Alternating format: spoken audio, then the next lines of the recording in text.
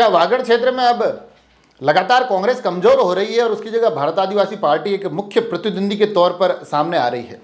ये प्रश्न इसलिए क्योंकि लगातार जिस प्रकार की राजनीति अब वागड़ क्षेत्र में देखी जा रही है, जहां पर कांग्रेस के जो गढ़ हुआ करते थे, फिर चाहे उसमें महेंद्र जीत सिंह मालवीय की सीट खाली करने के बाद उनके जो उपचुनाव हुए हो वहां पर भारत आदिवासी पार्टी का जीतना हो, या 84 जैसी ऐसी विधानसभा है जहां पर उनके भारत आदिवासी पार्टी के विधायक लगातार बनते दिखाई दे रहे हैं, तो ऐसे में लगने लगा है कि अब भारत आदिवासी पार्टी भारतीय जनता पार्टी के लिए तो एक बड़े प्रतिद्वंदी के तौर पर चुनाव के मुकाबले में दिखाई दे रही है, मगर कांग्रेस को उससे भी ज्यादा नुकसान पहुंची नजर आती है। अब अगर सलूम्बर के चुनाव को, उपचुनाव जो हुआ है, उसको पैमाना बनाया जाए तो वहां पर तो बड़े स्पष्ट तौर पर देखा जा सकता है कि कैसे 2023 के चुनाव में भाजपा जीती, कांग्रेस दूसरे स्थान पर रही और भारत आदिवासी पार्टी तीसरे स्थान पर थी। मगर इस बार का जो उपचुनाव हुआ उसमें मामला भाजपा और कांग्रेस के बीच का नहीं रहकर भाजपा और बीएपी के बीच का बन गया। चुनावों का अंतर भी मात्र 1200-1300 वोट का ही रहा। कांग्रेस तीसरे पर गए और बड़ी बुरी तरह से वहां कांग्रेस को हार झेलनी पड़ी। तो अब यह सोचने वाली बात है कि लगातार वागड़ क्षेत्र में हम यह तो बात करते हैं कि मुकाबले भाजपा के लिए मुश्किल हो रहे हैं, मगर कांग्रेस कहां जा रही है यह भी अपने आप में बड़ा प्रश्न है। भारत आदिवासी पार्टी असल नुकसान किसको पहुंचा रही है वो भी अपने आप में बड़ा एक राजनीतिक विषय है। और यह सिर्फ वागड़ क्षेत्र का ही जिक्र नहीं है, अगर इससे थोड़ा सा हम और आगे बढ़े, देवली उनियारा के चुनाव का जिक्र करना बड़ा जरूरी हो जाता है, क्योंकि वहां पर जो नरेश मीणा थे उनको भारत आदिवासी पार्टी ने बकायदा एक पत्र लिखते हुए समर्थन दिया था। उसके बाद तमाम वहां अलग अलग विवाद हुए, मगर जो वोटों की गिनती हुई तो नरेश मीणा भी वहां दूसरे स्थान पर आए हैं।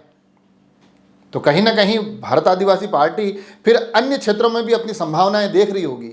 उसको लग रहा होगा कि जो कांग्रेस का वोट बैंक है वो भारत आदिवासी पार्टी के पाले में लाया जा सकता है। ये अपने आप में एक बहुत बड़ा राजनीतिक बदलाव समझा जाए।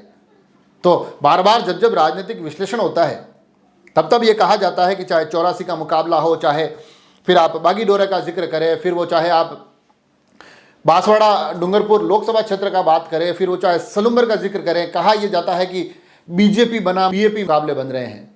मगर इन दोनों मुकाबलों के बीच में कांग्रेस कहाँ है, यह अपने आप में एक रोचक विषय है। क्योंकि कांग्रेस कहने को तो ये कहती है कि हम भारत आदिवासी पार्टी को समर्थन कर रहे हैं, फिर वो चाहे लोकसभा की बात हो या फिर कहीं अन्य चुनावों का जिक्र हो, तो उनसे गठबंधन की तमाम बातचीत चर्चाएं खुली रहती है। परंतु वास्तविकता में देखा जाए तो सबसे बड़ा नुकसान भी कांग्रेस को ही हो रहा है।